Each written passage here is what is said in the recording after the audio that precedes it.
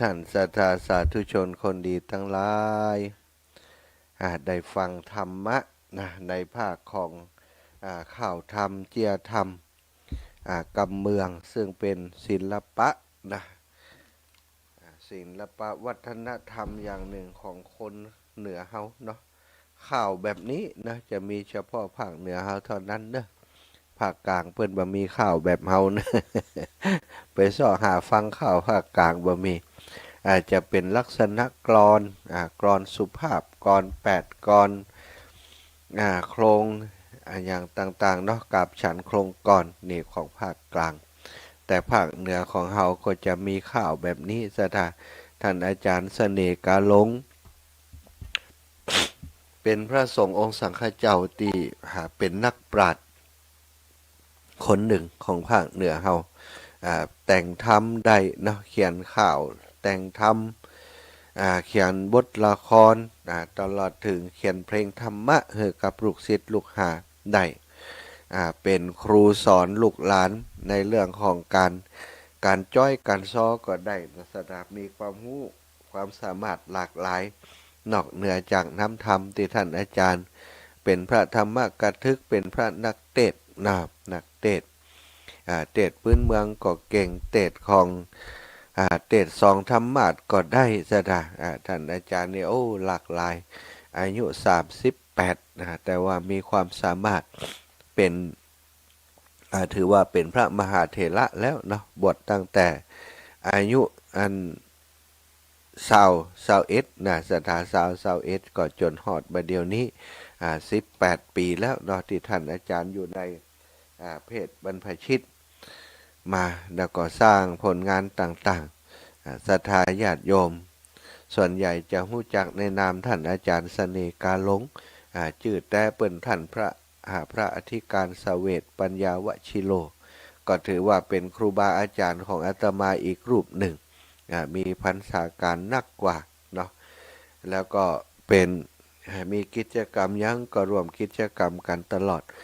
วันนี้แบ่งปันเวลาให้ท่านอาจารย์เนื่องจากว่างานของครูบาอาจารย์ขึ้นสีขาวของเฮาช่วงนี้ก็บ่มีอย่างนักเนาะอาตมาภาพเองก็อยากจะแบ่งจะปันเวลาให้กับครูบาอาจารย์ที่เปิ้นมีความรู้ความสามารถหลากหลายหลายด้านนะได้มาออกรายการด้วยกันเป็นการสลับซับเปลี่ยนกันไปจะได้ฟังแบบหลากหลายเหมือนกับกินข้าวเนี่ยเนาะสถากินน้ำพริกถึงจะลำอย่างใดเนาะน้ำพริกหน่อไม้ก็ดีลาบจิ้นถ้าคือกินกูขับคนเหนือเขาชอบกินลาบจิ้นถ้ากินลาบจิ้นกูขับมันก็ไก่เนี่ยสถาเฮ็ดทอบออกใหม่ๆลู่กันลิตรละ4-500ก็กินสถาเฮ้กินสัก2-3คาบก็ไก่นี่มันเป็นธรรมชาติของมนุษย์นะมันเป็นธรรมชาติเป็นธรรมดาการฟังรายการธรรมะก็เช่นเดียวกันหลายคนก็อาจจะบอกว่าโอ้บ่เบื่อนะอาจารย์ฟังได้ตลอดเพราะธรรมะนั้นมันก็หลากหลายในเรื่องราวอยู่แล้วแต่ว่าฟังคนคนเดียวนี้บางทีมันก็วนเหมือนกันนะสถาเพราะทัศนคติหรือว่าประสบการณ์ของคนคนหนึ่งนั้นมันก็จะมีประสบการณ์ด้านนี้อยู่มุมเดียวด้านเดียวของเปิ้นเนาะส่วนครูบาอาจารย์แต่ละรูปแต่ละองค์นั้นประสบการณ์การเรียนรู้ก็แตกต่างกันไปก็จึงเป็นประโยชน์ในการที่แบ่งปันเวลาไปก็เกิดประโยชน์กับศรัทธาญาติโยมแล้วก็เกิดประโยชน์กับครูบาอาจารย์ที่สำคัญก็คือเกิดประโยชน์กับเครือข่ายคลื่นสีขาวของเฮาจะได้มีตัวเลือกเยอะๆจะได้มีครูบาอาจารย์ที่เก่งที่มีความรู้ความสามารถหลายๆรูปหลายๆองค์ได้มาจัดรายการด้วยกันในช่วงโครงการค้นหาเพชรค้นหาเพชรในเรื่องของการจัดรายการนี่แหละนะสถาก็ในช่วงของต้นเดือนทุกต้นเดือนวันที่1ถึงวันที่7ซึ่งท่านอาจารย์ใหญ่พระครูอภิวัฒนวิกรมได้มอบหมายให้อาตมาดูแลรายการเวลา3 ทุ่ม ถึง4 ทุ่มทุกวันที่1ถึงวันที่7ก็สลับสับเปลี่ยนครูบาอาจารย์เปิดมาจัดรายการ ให้ศรัทธาญาติโยมได้ฟังซึ่งอนาคตตั้งนานนั้นรูปองค์ใดที่เปิดพร้อมจะร่วมงานอยู่ในทีมของคลื่นสีขาวขยับเข้ามาทำกิจกรรมร่วมกันโน่นนั่นนี่มีกิจกรรมที่จังหวัดของเปิ่นก็ไปร่วมตั้งเปิ่นมาร่วมตั้งเฮาเนี่ยจะได้เป็นหนึ่งเดียวกันก็มีครูบาอาจารย์มีความรู้ความสามารถมาจัดรายการโดย7 รูป7 องค์วันที่1ถึงวันที่7เนาะท่านอาจารย์เสน่ห์การลงก็เป็นหนึ่งใน7 รูปที่ได้จัดรายการในโครงการค้นหาครูบาอาจารย์ที่ต้องการเวลาต้องการพื้นที่แล้วก็มีความรู้ความสามารถได้มาจัดรายการด้วยกันตอนนี้อย่างท่านอาจารย์เสน่ห์การลงเนี่ยนะถ้าเปิ้นว่างอย่างวันพุธวันอังคารที่ท่านอาจารย์ว่างแล้วก็ตั้งอาตมาภาพมีเรื่องราวของครูบาอาจารย์ที่คลื่นสีขาวจะแจ้งเป็นข่าวสารงานบุญต่างๆก็จะปั่นเวลาให้ทุกรูปทุกองค์บัจจัยเฉพาะแต่ท่านอาจารย์เสน่ห์การลงเนาะเวลาตรงนี้จะเป็นเวลาหน้าหมู่นะเวลาที่ปั่นให้กับครูบาอาจารย์รูปอื่นๆได้มามีโอกาสมีโอกาสมาพบปะกับศรัทธาญาติโยมในพื้นที่ตรงนี้ก็จะทำให้ดีที่สุดเนาะดีที่สุดในฐานะของครอบครัวคลื่นสีขาวได้รับฟังสิ่งที่เกิดประโยชน์ดีที่สุดของครอบครัวของเฮาจะได้ฟังครูบาอาจารย์รูปใหม่ๆพ่องเข้ามาในรายการเนาะที่เมืองพานท่านอาจารย์พระครูปริยัติภัทรกิจที่เมืองพานก็มีศรัทธาญาติโยมไถ่ถามเข้ามาว่าเพิ่มเวลาให้เปิ่นบ่ได้ก้านะก็จะเพิ่มตรงเนี้ยศรัทธาเพิ่มในวันอังคารวันของอาตมานี่แหละเอามาแบ่งปันให้เปิ่นได้ออกโดยพ่องอย่างพ่องก็จะได้เพิ่มเวลาให้เปิ่นนอกจาก1 ถึง 7เนาะ1 ถึง 7นี้วันละรูปก็เท่ากับว่าเดือนหนึ่งเปิ่นได้มาพบปะกับศรัทธาญาติโยมแค่ครั้งเดียวแค่ชั่วโมงเดียวก็อยากจะปั่นให้เปิ่นเพิ่มแฮมนะในวันอังคารที่เป็นวันที่อาตมาได้เวลา2 ชั่วโมงที่ได้มานั่งนั่งจากันในช่วงที่ผ่านมาเนาะศรัทธาอีปอยอีแม่ทั้งหลายวันนี้ก็อยากจะจากันถึงเรื่องของคนเฮาเวลาที่เฮามีชีวิตอยู่เฮาบ่ค่อยตระหนักถึงสิ่งที่มีคุณค่าของกันและกันเนาะตอนที่เฮาอยู่ด้วยกันหลายๆสิ่งหลายๆอย่างอย่างมีพ่อมีแม่อยู่หลายๆคนก็ตระหนักว่าพ่อแม่นี่มีคุณค่ามีความสำคัญต่อเฮาบางคนอาจจะใส่ใจบ่ได้ดูแลอย่างเปิ้นเลยมัวหนัวแต่ดูแลครอบครัวตัวเองหนวดแต่ว่าสร้างฐานะรากฐานของตัวเก่าหลงลืมผู้ที่เป็นพ่อเป็นแม่ไปก็มีบางคนมีสามีมีภรรยาอยู่ด้วยกันแต่ก็บ่ได้ให้ความสำคัญกับสามีภรรยาหรือว่าบ่ได้ให้ความสำคัญกับครอบครัวมัวแต่ทำงานบ่ได้ใส่ใจในความรู้สึกของคำว่าครอบครัวบางคนก็ทำงานกลับมาค่ำมืดดึกดื่นเลิกตั้งแต่4-5 โมงจะได้ว่ากลับดึกเดินบางคนก็มีสังคมมีเพื่อนมีฝูงต้อง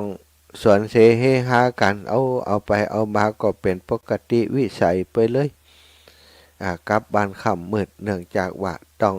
สวนเสเฮฮากับเพื่อนกับฝูงก่อนกลับมาบ้านก็บ่ได้กินข้าวบ้านข้าวจองบางเตื้อเมียก็ดีลูกก็ดีทำกับข้าวกับป่าไว้รอปอบบ่มาสักกรรมวันสำคัญของลูกก็ใส่ใจวันสำคัญของภรรยาก็บ่ใส่ใจแต่เรื่องของตัวเก่าจะม่วนนั้นไปวันอย่างนี้ก็มีศรัทธาญาติโยมแล้วก็สังคมปัจจุบันนี้สังคมของคนทำงานเนาะโดยเฉพาะในกรุงเทพกรุงไทยเมืองใหญ่เมืองหลวงนี่การเดินทางมันบ่ได้สะดวกเหมือนบ้านเฮาบางคนเฉพาะการเดินทางกลับมาบ้านนี่ศรัทธาญาติโยมถึงบ้าน2-3 ทุ่มบ่ได้สนทนาจากันก็ทำให้สังคมนี่เป็นสังคมที่อยู่ด้วยกันแบบแปลกแยก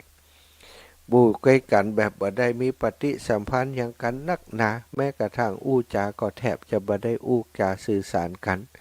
นั้นสังคมในเมืองแต่สังคมตั้งบ้านนอกเฮาน่ะศรัทธาญาติโยมสังคมตั้งบ้านนอกเฮาก็จะแปลกไปอีกอย่างหนึ่งจะมีอย่างผิดปกติจ้าโยมแม่ว่าอย่างไรอาจารย์เคยฟังธรรมแล้วฟังธรรมอะไรอย่างครับฟังธรรมปีงูใหญ่อ่ะมีงูใหญ่กะวันนี้งูใหญ่กะคนแล้วนี่ปีกระต่ายใช่กะงูใหญ่ที่ทำก็ได้ยินแล้วโอ้ตายละ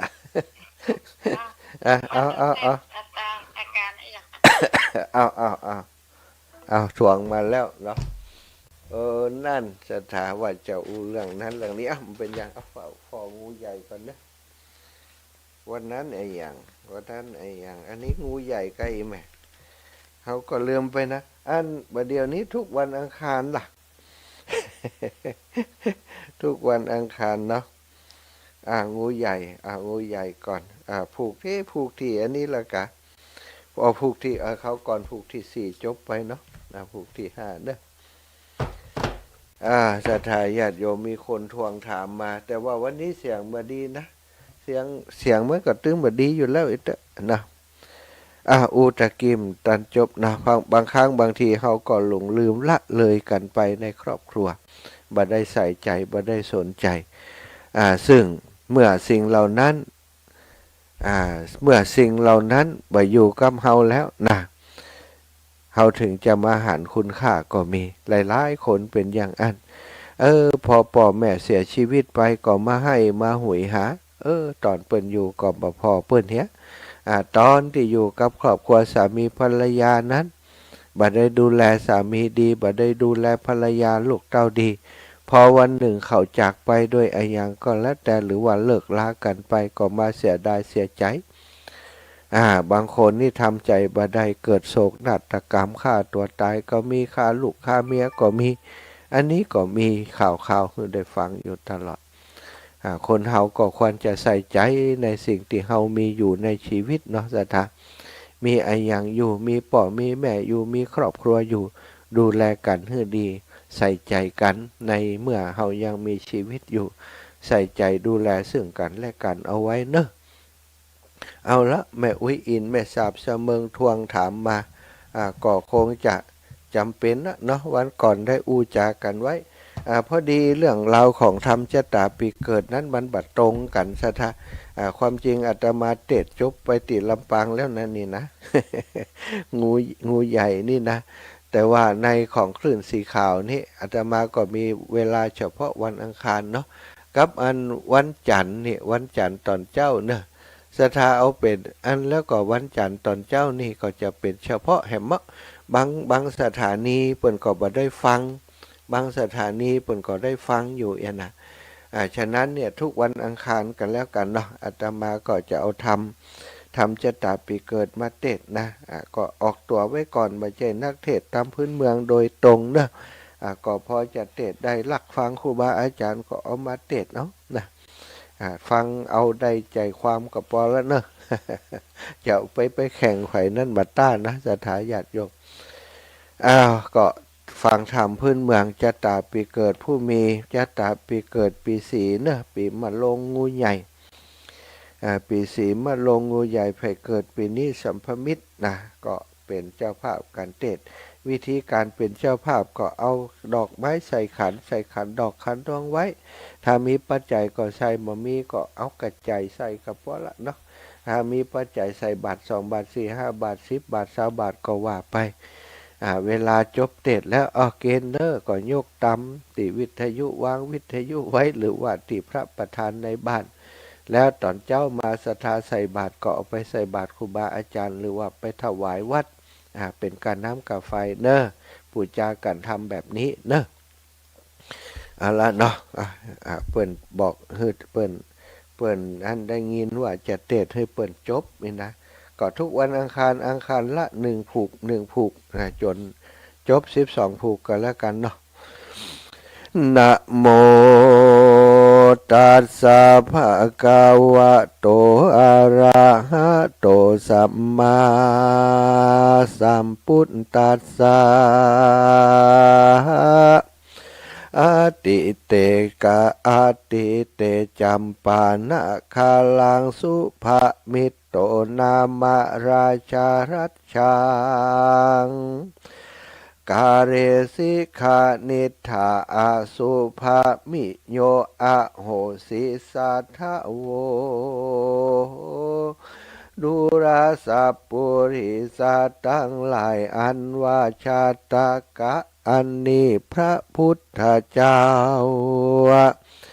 แห่งเฮาเมื่อทรมานอยู่ป่าเจตาวานาอารามพระก็ปรารภยังจัตตกะอันนี้เป็นเหตุจริงได้ปาวิเตเต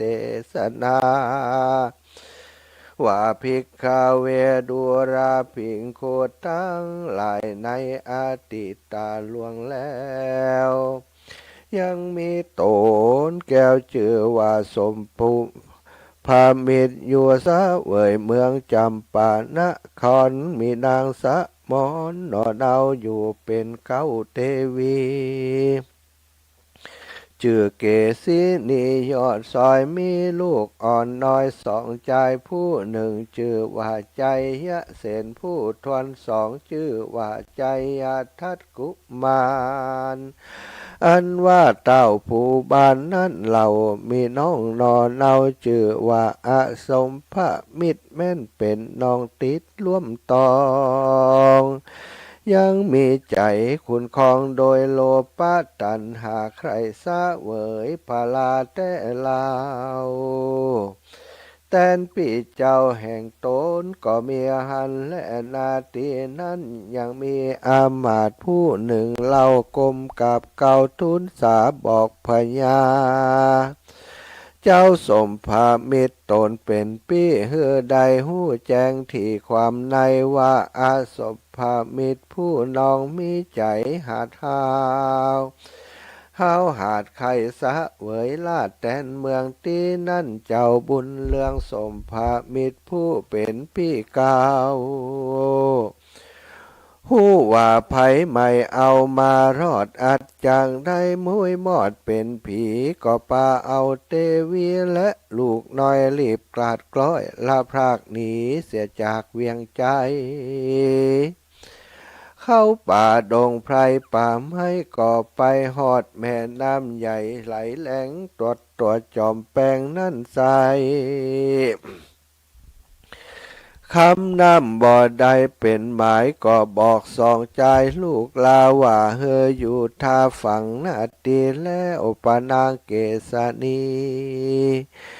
น้อยอ่อนข้ามไปก่อนสู่ฝั่งนาแล้วก็กลับมาเอาลูกลาถึงสองหันและนาตาทาในกาละนั้นลาวยังมีใจหนุ่มเนาเป็นปานป่าหันใส่สองขาพี่น้องอันเป็นลูกแก้วปองสมภามิตรยังอยู่น้ำตาก็มีใจฮักนอนลา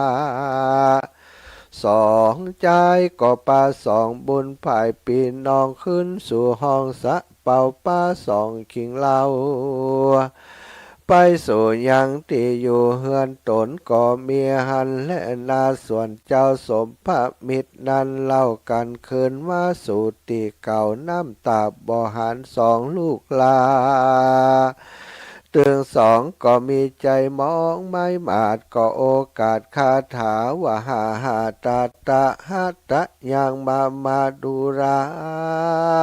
ลูกลากตึงสองเฮยบัดนี้เจ้าตึงสองอยู่ที่ไหนปอนี้มีใจโศกเศร้าแล้วเต่าเจ้าก็ลูกปวดสงบเต้าตายไปหันแลตีนั่นจะจักหลอดถึงนางแก้วยอดเสสินีอันเจ้าปุลีคำน้ำไปนาก็มีปอกาสะเบา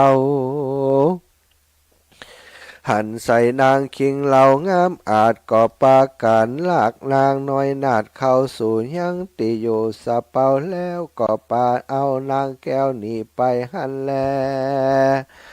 ส่วนว่าพญาสมพระมิตรยศยาวอันสยบเต่าตายไปนั่นเหล่ากันพระยาเจ้าได้สติคืนมาแล้วก็บ่หันนอแก้วนางเตวีกึดว่าคนกาลีหยาบจาจักลักนางนอลาหนีไปก็มีใจไม่เอาเสาะหานางนอนาวจอมขวัญใดหลายวันก็ไปหอดเวียงแก้วยอดตะกะศิลาเข้าสู่วนาปากวาง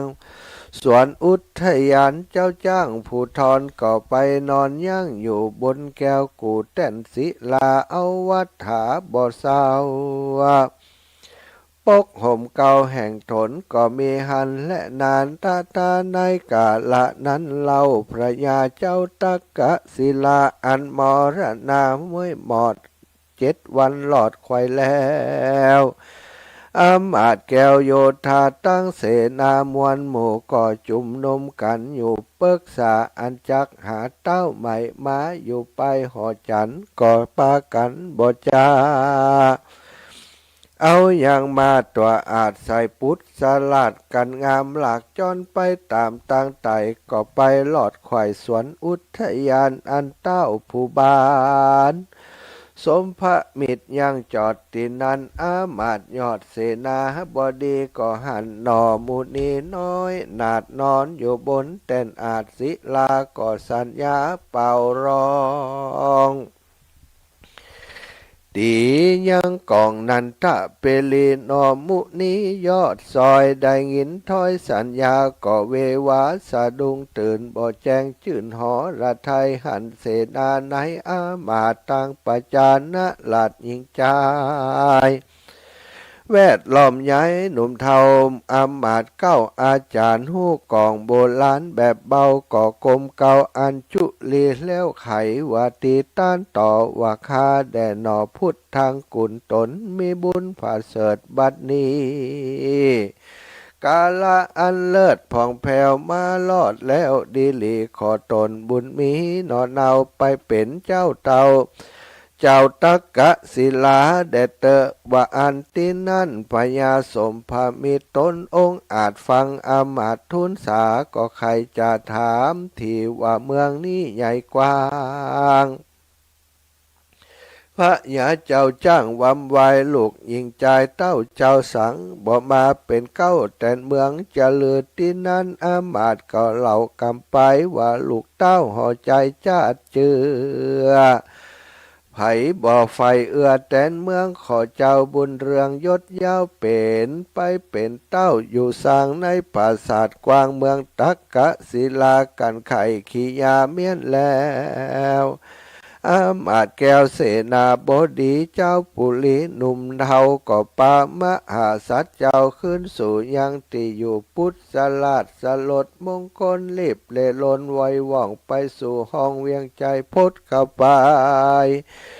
ในภาษาจุมอามาตย์โยธาก็อุตสาพิเศษอติเหล็กมงคลยกหนอดทศพลหนุ่มนาว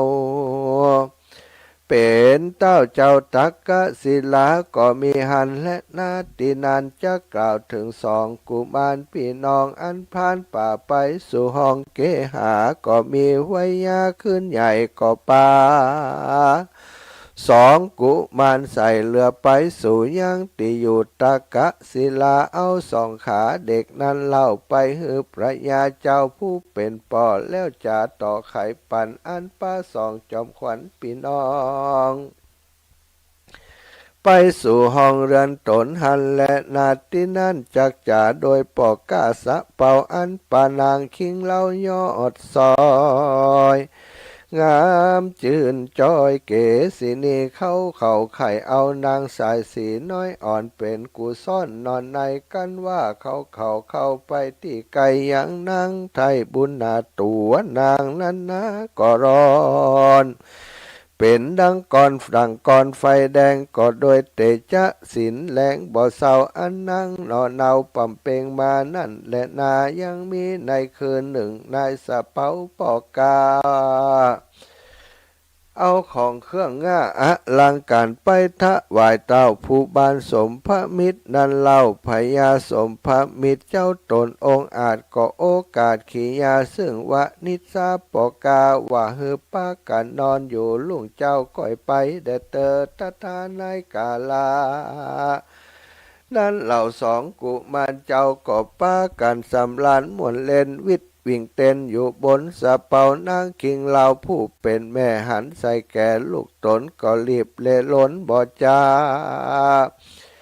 ไปหาลูกลาตึงสองเก่าเก่ากาถาว่าตาตาพุทธังปิยังมาดูราลูกลักทั้งสองขาจุงมาหาแม่เจ้าตีนั้นเราสองกุมารกันหูข่าวสารว่านางเกษินีเป็นสายสีแม่เจ้าก็ออกเข่าไปกรมเก่าแต่ปะตาหันแลนาที่นั่นปอกาสาเป้าหูว่าสองขิงเราได้พบใส่แม่ก็เฝ้าไปบอกแก่พญาเจ้าว่าสองกุมารนั้นเราน้อยนาดปัจใจลูกเต้าลาดดิลีเหตุว่าหันแม่เขามีอยู่บนเรือปุ่นจะแลว่าอ่าน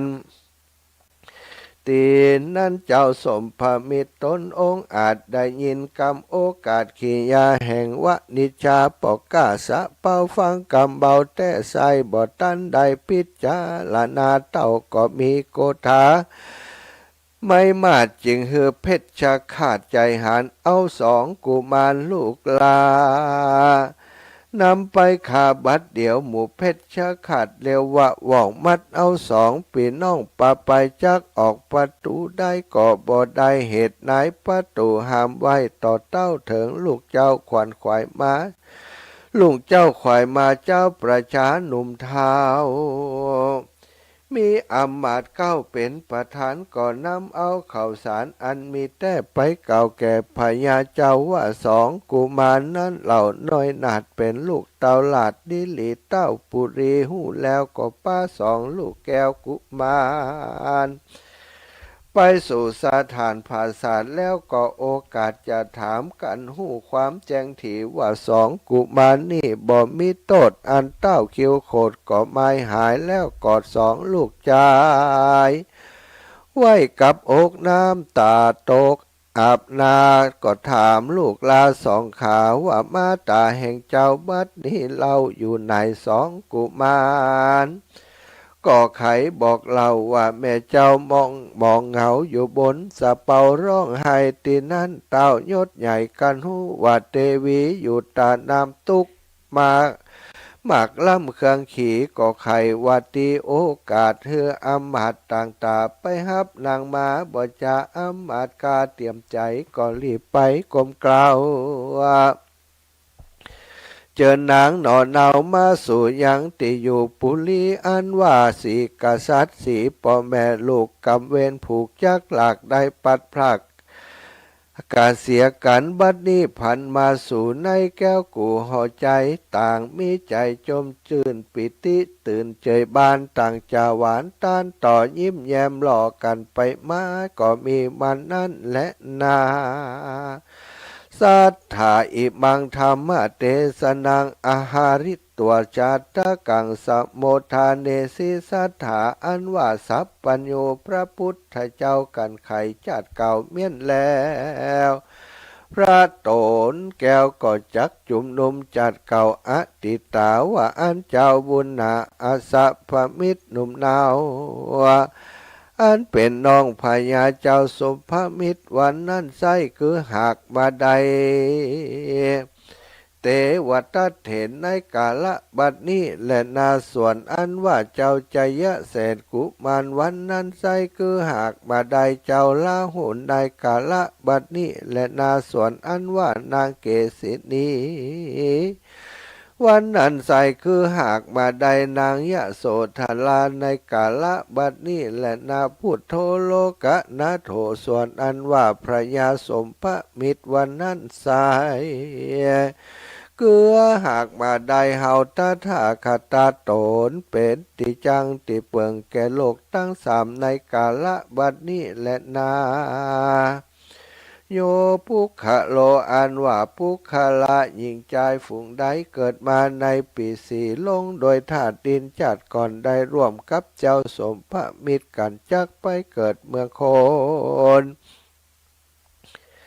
ได้เอาจิตวิญญาณของตนไปอาศัยอยู่ตนเขาอันมีหมูและไก่หักษาอยู่ได้ฟูอูเจียนละจ่าเสื่องกันไปมาว่าดูลาเจ้ากูเหยเรานี่จักอยู่ร่วมกันเกือเจ้าตินี้ต่อไปบ่ได้จะแลข้าจักไปเอากำเนิดเกิดในตีข้ากูลแห่งคนตั้งหลายปุนแลลอยว่าไปลุนมาไปนามิพยาติมาบังเกิดแก่ข้าก็จักคงควายหามายังเครื่องขียาปุจาฮือสู่เจ้าเอาพยะและพยัตนั่นไปเตอะกันว่าเจรจาภาษาไหลกันสันนั่นแล้วจึงได้เอากำเนิดเกิดในข้าพระวันดาแห่งตนจึงได้มาเป็นคนยิงใจตั้งหลายบัดนี้และนาคนเกิดปีสีได้กำเนิดไว้พระจาเจ้าวัดพระสิงห์อุตตมะตานางเฮอได้สร้างธรรมะสมภามิตรตานเป็นธรรมะจัตตาแห่งตนยอดแห่งตานยอดตานแห่งตนเธอได้สร้างพระธาตุเจดีย์เป็นตานแดดเตอแม่นจักผาทะนาเอาสุขสามประการคือสุขในเมืองคนและเมืองฟ้าสุขในแหล่งลานเนรปานจูงมันเฮือตันบอยาขาดอย่าได้พระมาดเสียสินใจอาจินตั้งต่อภาวนาก่อตัวไปจากสมใจไฟห้อยบอกกลากาดกล้อยไกลกลาขอศรัทธามวลหมู่อันนั่งอยู่ฟังธรรมป้นต่างดำไม่เอาทุกคำเจ้าสัตสดีแด่เติดนิธิตั้งขีญาอันเก่ายังสมพระมิจฉาดกอันย่อแคบก่อบังคมสมเลศรัทธาจบไป เสียงแหบเสียงแห้งเนาะอดเอานะฟังแล้วละเนาะได้ความพ่องว่าได้ความพ่องเนื่องจากว่าปัจจัยมืออาชีพที่เปิ่นมีอาชีพทางเต็ดทำปื้นเมืองนะศรัทธาญาติโยมจะใส่ใส่กาบอย่างเปิ่นก็ประจังนะเอาแต่เดินทำพอเฮือศรัทธาฟังได้ก็พอละเนาะสื่อสารกันได้เพื่อเป็นประโยชนะกับคนผู้มีชะตาปีเกิดปีสีนะปีมะโรงงูใหญ่เนอะเปิ่นว่าเตศธรรมปีเกิดขึ้นแล้วถ้าได้ปูจาธรรมนี้ก็จะได้สวัสดีอยู่ดีมีสุขตลอดปีตลอดไปก็หวังอย่างนั้นคือศรัทธาท่านเจ้าทั้งหลายอยู่ดีมีสุขตลอดปีตลอดไปอย่าได้มีโรคภัยไข้เจ็บมาเบียดเบียนบีทาเนอะเอาละเตศจบแล้วเกณฑ์กันเตศให้เรียบร้อยเหียนับหนึ่งนับสองนับสามเรียบร้อยสาธุสาธุชัยยาสิทธิดีหลีจะในวันนี้หากก็เป็นวันดีสลีสุภมังคละอันผ่าเสริฐล้ำเลิศยิ่งกว่าวันและยามทั้งหลายเจ้ามูลรัศทายมแม่ยมปอดทั้งหลายผู้มีชะตาปีเกิดปีสีมาลงงูใหญ่ได้รับฟังพระธรรมเทศนาได้ปูจากันเทศสมพระมิตรธรรมจตาปีเกิดซึ่งอาตมาภาพก็จะได้ฉลองศรัทธาแสดงพระธรรมเทศนาจบไปแล้วก็ขอให้เจ้ามูลศรัทธาโยมพ่อโยมแม่ทั้งหลายให้ท่านเจ้าอยู่ดีมีสุขคือใดมีอายุมันขวัญเยินจักหิก่อปันมาจักหาก่อปันใดจักเดินทางขึ้นเหนือล่องใต้ก็ขอให้ได้ปลอดภัยในทุกเส้นทางมัดแม้นว่าจากอุทิศผลบุญทานบุญกุศลที่ได้ปูจาธรรมกันนี้ไปเหตุเจ้ากรรมในเวรเจ้าเทวปุตรเจ้าเทวดาพ่อเกิดแม่เกิดติไปบนก็ดีก็ขอให้เพื่อนทั้งหลายเหล่านั้นได้มารับมารองเอาบุญกุศลพ้นเสียจากที่ยากพรากเสียจากที่ทุกข์คือได้ถึงสุขเป็นที่แล้วคือเมืองแก่ยอดเนรปานเมื่อไปสู่ที่สุขสามล้านแล้วก็ขอให้ได้ปิกมาไว้มาอำนวยอวยใจปกปักรักษามูลศรัทธาโยมพ่อโยมแม่ติเป็ดได้ปูจากันเทศกันธรรมในวันนี้ผมนิจตาปีเกิดปีสีปีนี้ก็ดีให้ท่านเจ้าทั้งหลายได้อยู่ดีมีสุขได้มีอายุมันขวัญยืนนั่นจงจังมีเตียงแต่ดีลียะถาวาริวาหาชยาสิทธิอภิวาทนาสีลิสะ นิจจังวุฒาปัจจายโนจัตตารโอธรรมาวัฏันติอายุวันโนสุขังพระลาจบลง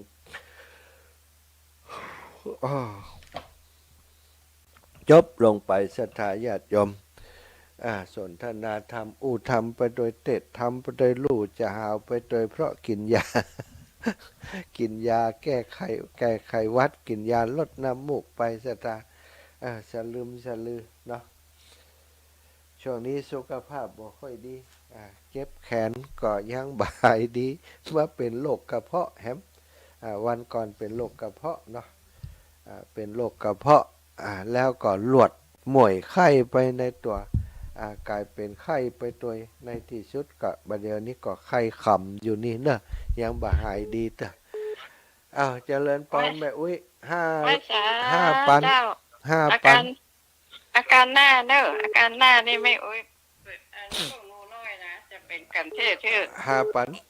จะเอาปฏิทินจิ้นลูกปฏิทินนี่นะแล้วจะส่งโอนเธอเนอะแต่นะไปให้หัว5 ปันเด็ดจัดม่วนเด่นรักเด็ดว่าตอนต่างงนี่ยังผมอ่านเจ้านะไปว่าอันกาบดีว่าชาตุบุญรักษาไม่ว่าจะเป็นการเช่นเด้ออาการหน้างูเล็กนะเจ้ายายพรนี่อันเวลาเปิ่นปั่นพรฟังโทรมาเด้อเจริญปอนโอ้นี่ได้ยินทำผู้ยอมเลยกับหัวได้ยินหลายรอบกระจายหลายรอบก็ได้ค่ะตีซีล่ะมันสองเดือนแล้วนั่นกะตีซีก็ได้ยินเดี๋ยวก็ได้ยินแหมเนี่ย2 รอบแล้วนี่ย้ายได้ยินแล้วน่ะ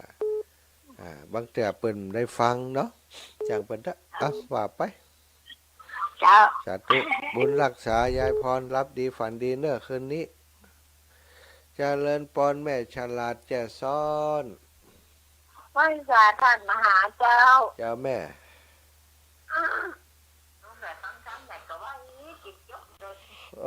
ดีกันเนาะฟังธรรมส่วนมากคนก็จะไว้นะคนเท่าเลยเสียงเป็นวัดอีไหม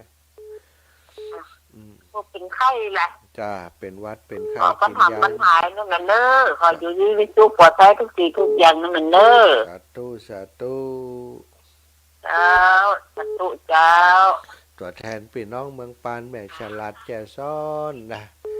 แม่หลงบ้านโบกลี่ละปูนเจ้าฮอดปีจอเนอะแม่อย่าเอาปีจอปีจอมึงเนี่ยของแม่ปีจอก็พักกัดเนาะเจ้าเอาไปกินท่านแก่ที่หูตู้รุ่นดอยคือใหญ่3แม่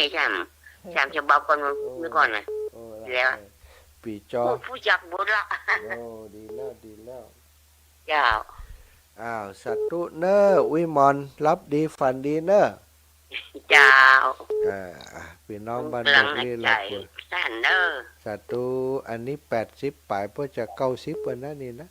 เจริญปอนเจ้ากลับไปสาได้รอบ2นะเจ้า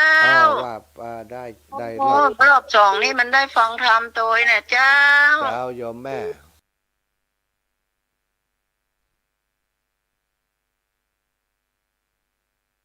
เจ้า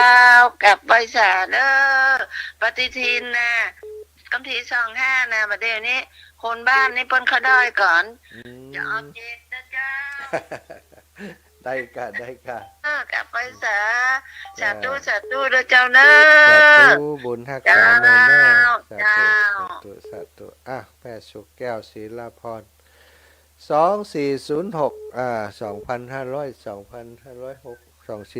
2506 เจริญปอนไหมเจ้าไว้ค่ะเจ้าจากทางใดที่ไหนเอ่ยเป้าเจ้าประจำเนาะพี่น้องเมืองเป้าคนพ่อคือว่าแม่บุญไลพงศ์อิงมันได้บันทึกไว้ตามเดียวเอาไว้อย่างเงี้ยไม่ผมจำมันใครดีล่ะแม่เจ็บต้องเนี่ยอย่างเจ็บต้องก็ดีขึ้นแล้วนะแม่แขนเนาะแม่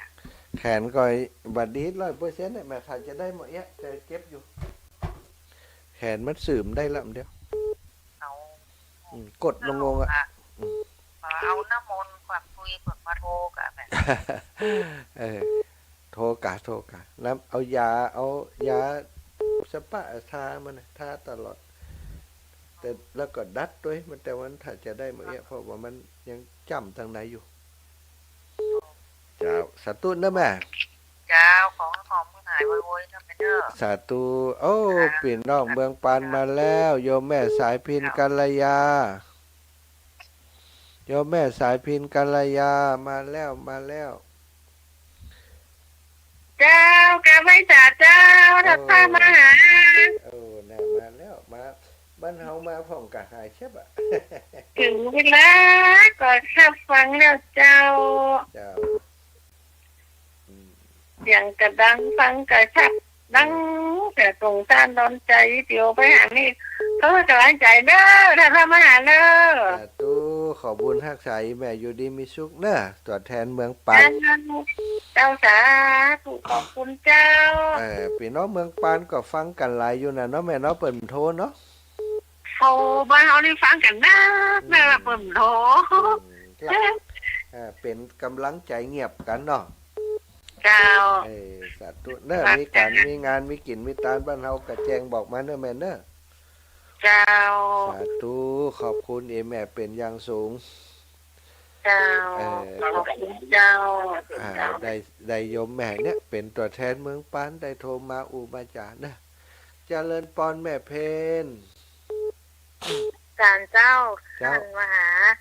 เจ้า ไปงานข่าวดำเฝ้ามาฟังกันติดได้ฟังอยู่น้อยเดียว เป็ดแม่ปีนี้กะ น้อยเดียวทั้งฝ่ายมัน เป็นแม่เกิดปีนี้กะ บอเจ้าผ่านมาแล้วเหรอปีฉลูผ่านมาแล้วเจ้า ไม่เป็นยังวะเจอปีเฮาฟังกับปีเฮาพวก เจ๋งเริ่มดีแล้วเนี่ยเจ้าอยากเริ่มดีขึ้นมาแล้วเจ้า เจ้า หายเยอะ เจ้าอีแม่ เจ้าสาธุเจ้า ถูกเจ้าบุญรักษาแม่เด้ เจ้า อ เจ้า เจริญปอนโยมแม่รัตดาอากาเรือน ภาษาเจ้า เจ้าแม่ วันนี้ฟัง3 เที่ยวแล้วเนอะมันแบบโอ้เมื่อคืนนี้เหมือนหนึ่งนั่งอยู่ในบ้านว่ามีความสุขกันแล้วอ่ะ จะคืนนะ นั่งสุขเทศน์แต่กี้เนี่ย เหมือนเป็นนั่งอยู่ในบ้านอ่ะ อ๋อ มีความสุข ดีกันเนาะ เดี๋ยวต่างจังหวัดก็จะเอามาเทศน์ที่บ้านนี่นะต่อจังหวัดนะ เจ้าได้กะ เจ้า สา โอ้ ธุ อยู่ในบ้านเด้อ สาธุบุญรักษาโยมแม่เนอะขอแม่อยู่ดีมีสุขรับดีฝันดีนะ เจ้าเป็นวัดก็เป็นวัดเนาะ เป็นก็สู้ ยัง ไป เป็นพวกอยู่นะคนอยู่นะ เจ้าได้ เจ้า สาธุเจ้าเป็นวัดก็ม่วนอยู่ล่ะเอาว่ากันไปป้อนานประเสริฐโยมป่อมาละ ไม่ช้าครับหลวงพ่ออาจารย์ปอที่ตามเราฟังอยู่เลยครับ โอ้อีป่อฟังอยู่เนาะ ดังฟังสัตว์ดีครับเสียงฟังที่จัดตาวิดีโอFM วันถุงคนละน้อยนะครับนำได้แล้วรุ่นนี้ครับดีละ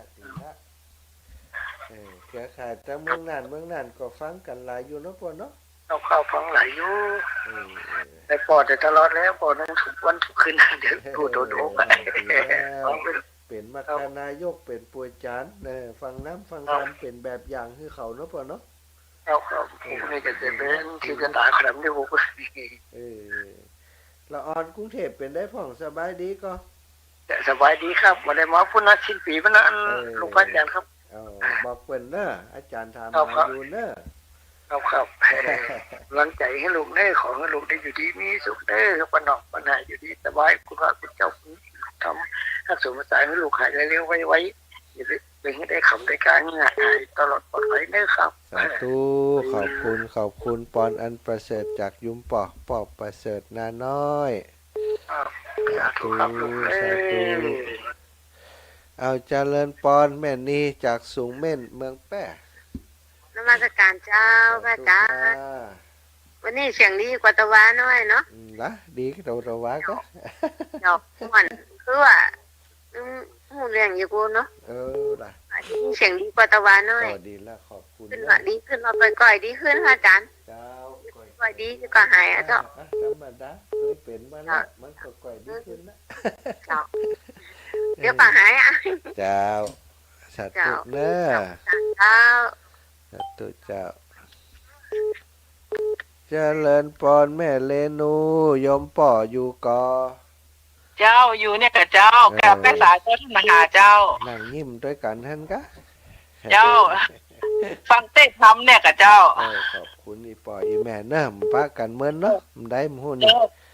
เจ้าเราเป็นกำลังใจนะเจ้าให้หายไปบ่อยๆนะเจ้า เจ้าอิติปิโสวันที่11นี่ไปก่อ อันพอดีซอกคนอยู่นะ ไปเนอะปะกันพุ่นนะแม่นอนพุ่นนะ เจ้าแล้วแต่แม่จะไปก่อนไปถวายเปิ้นวันที่5เนี่ยเจ้าให้ลูกสาวไปส่ง อ๋อหลายวันที่5เพิ่นจะเตรียมอย่างหมู่นี่แม่ เปิ้นมีอย่างนั้นแต่จะไปทำงานทำบุญวันป่อเนี่ยเจ้าจะนับไปถวายเพิ่นสักหน่อย โอ้ เจ้า ดีละแม่ดีละโอ้ดีด้วยเพราะว่าเพิ่นจะเข้ากรรมด้วยแม่วันที่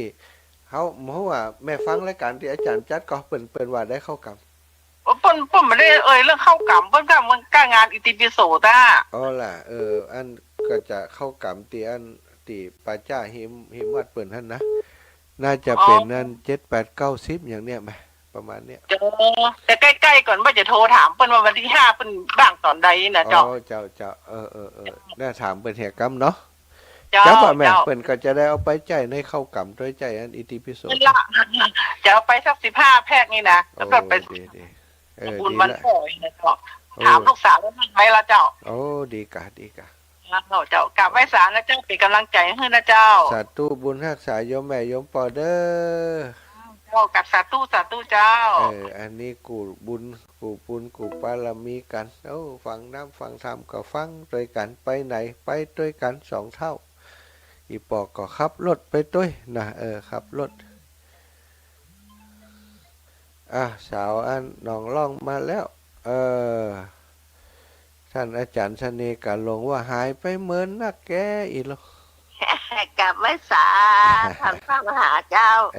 เจ้าโยม เด็ แม่ กกับพังกับเตี้ยบัดมันมาจันโถมาจัน นั่นน่ะเนาะ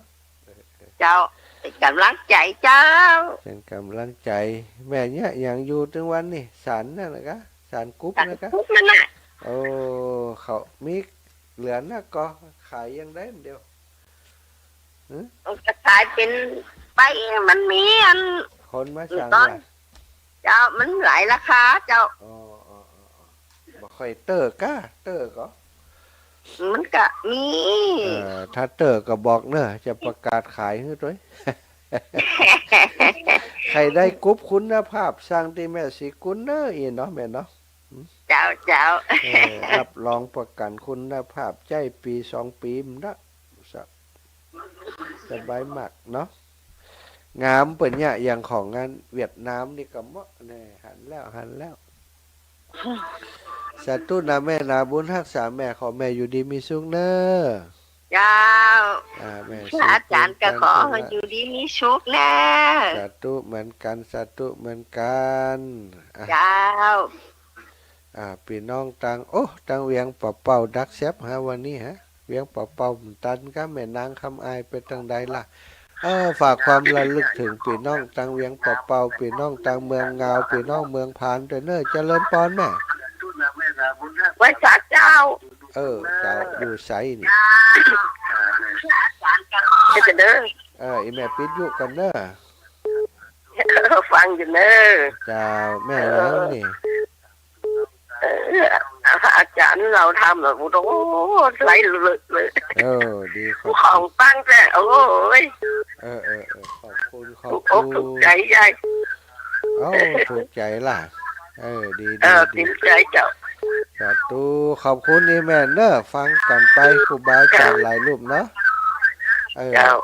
สาธุเปิดให้จะเปิดเสียงน้อยๆเนี่ยแต่ว่ามันก็ดังก้องมาอยู่เนาะก้องมาความจริงต้องปิดวิทยุเจริญปอนแม่ เจ้าเสียงที่ละลูกแต่ที่มีอันนี้ของพี่เสียงหรอ เออ แต่เจ้าป้าการเสกรรมน่ะ เจ้าแม่ไปเนี่ยกาม ไปตรงกะ เจ้าไปเก็บข้าวโพดเจ้า โอ้เจ้าแม่ตัวน้อยเดียวเนี่ยการดุเฮีย อย่างนั้นเถอะ อดเอาเนาะเกิดมาเป็นค เจ้าน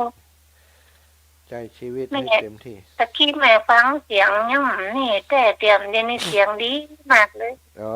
เจ้า ไปเจ้าแม่ เจ้าแม่อ๋อ เจ้า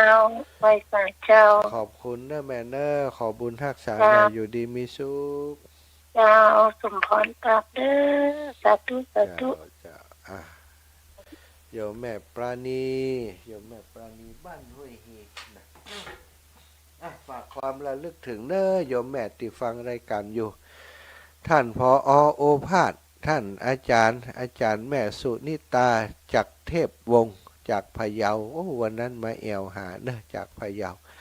แล้วก็แม่ครูพวงทองวณิชกุลวิริยานะจากอำเภอพานโยมแม่ก็รักฟังอยู่นะแต่เปิ่นบ่ค่อยโทรนะแล้วก็แม่ครูอาลีพันธ์ศรีวิริยะใหม่โยมแม่ครูอีกท่านหนึ่งอยู่อำเภองาวก็ฟังตลอดพี่น้องอำเภองาวก็ฟังหลายเนอะสถาฟังกันเยอะแต่ว่าบ่ค่อยได้โทรมาเนาะอย่างว่านะบางเตือก็โทรมามันบ่ค่อยติด สายมันปันกันนัก กลับมา 008 เจ้า เจ้าแม่ อ๋ออันแม่นางคำอ้ายนะเจ้าเปิ่นบ่สบายอ่ะเจ้า โอ้ยแม่เป็นหยัง วันนั้นเจ้าหันเปิ่นนอนโรงพยาบาลนะเจ้า โอ้เฮาหมูนี่ เป็นอหย่างก็กระเพาะโอ้ อักเสบอีกอะ เออ เจ้า โอ้ วันนี้โรงพยาบาลนะเจ้า อันนี้ไผแม่หยัง แต่สมศรีใจบุญเจ้า แม่สมศรีโอ้ใจบุญละโอ้ย เจ้าเปิ่นบ่สบายเจ้า อ๋อจะหาโอกาสขึ้นไปเยี่ยมเปิ่นมันผูก เปิ่ เรา น อะ เปิ่นว่ากระเพาะเหี่ยวอักเสบอีกการลูกสาวเปิ่นว่านะ อันตรายต้องบัดเดี๋ยวนี้กว่ามัน เติ ติ ม ดเชื้อ เติ นะ มน้ำยาฆ่าเชื้อเจ้า นั่นส่วนใหญ่จะเป็นอย่างนั้นอยู่โรงพยาบาลเวียงปะเป้าเฮาเนาะ เจ้าอยู่โรงพยาบาลเว้นบ่เป้าเจ้า โอ แล้ว เค เปิ่นจะออกสมหุ่มเจ้านี่หันลูกเปิ่นขายของนะเจ้า จะได้จะไปเยี่ยมเพิ่นจ้า เจ้า สาธุเจ้าสาธุเจ้า จะไว้ฝากเจ้า โอ้แม่ย่าก็ว่าจะได้ย่าเงียบไปบัดโทรมาแม่นางคำอ้ายเขาบอกคือกำหู้นี่ชา ออกสมหุ่มเจ้านี่หันลูกเปิ่นขาย อี ข ป้ อ ป้อนานสมเพชรป้อน้อยสมเพชรครับผม จ้าอีป้อ ก็ไม่รู้ว่าเหมือนอะไรเนาะมันบ่เจ็บบ่ไม่รู้มันบ่ตันเขาครับ วัดตันเขาแหละ พี่น้องภูเพียงเมืองน่าน ครับ ปุ่นหนาวเลยยังบ้านนี้ป้อหนาวเลยยัง หนาวแล้วครับผม ห่มผ้าแล้วหน่อยหิงไฟหนาวก็ ครับ ขอบคุณที่ปอโทรมาเนอะ ครับผม ขอบคุณนักสาธุ ครับ ปอ หนาวเลยก่อนหนาวเลย เอาละสถานญาติยอมเวลาหมดเวลาเนอะขอบคุณทุกท่านทุกคนที่โทรมาเป็นกำลังใจกันในวันนี้นะทุกสายเนาะว่าสรุปสายละเวลามีน้อย แต่ขอบคุณทุกท่านทุกคนโทรมาให้กำลังใจเนาะครูบาอาจารย์ก็จะได้รับฟังรับทราบโดยว่าเปิดฟังอยู่ที่ไหนตั้งใดนะถ้ามีคนโทรมาจากพื้นที่ตรงนั้นตรงนี้ก็จะได้รับทราบว่าสัญญาณของสถานีไปถึงปุ้นโลอินะพี่น้องตังแม่สายเตเนอร์แม่อนูพี่น้องโยมแม่จากตังแม่สายเนอะคุณหมอแม่คุณหมอที่แม่สายตุ้ยพี่น้องตังเมืองพานหลายที่หลายแห่งสถานตั้งเมืองน่านเมืองแปะเมืองพระเมืองลำปางของเราก็ฟังกันเยอะลำปูนเชียงใหม่โซดไปถึงปุ้นนะแม่อายท่าตอนเมืองฝางแม่อายท่าตอนชัยประการตังตัวเมืองเชียงใหม่ของเรานี่ก็เกือบจะทุกอำเภอเนาะทุกอำเภอที่สัญญาณไปถึงตังแม่แจ่มตังสะเมืองก็ถึงนะขอบคุณทุกเสียงทุกสายที่โทรมาให้กำลังใจ บุญใดกุศลใดที่บังเกิดขึ้นจากการที่เฮาทั้งหลายได้สนทนาอุจาธรรมะเทศธรรมกันในวันนี้ ขอให้บุญนี้กุศลนี้ไปปกปักรักษาศรัทธาท่านเจ้าทุกท่านทุกคนรับดีฝันดีอยู่ดีมีสุขตลอดปีตลอดไปใจนั่นจงจักมีเตียงแต่ติลีจัตตารโอธรรมาวัฏันติอายุวันโนสุขังพระลัง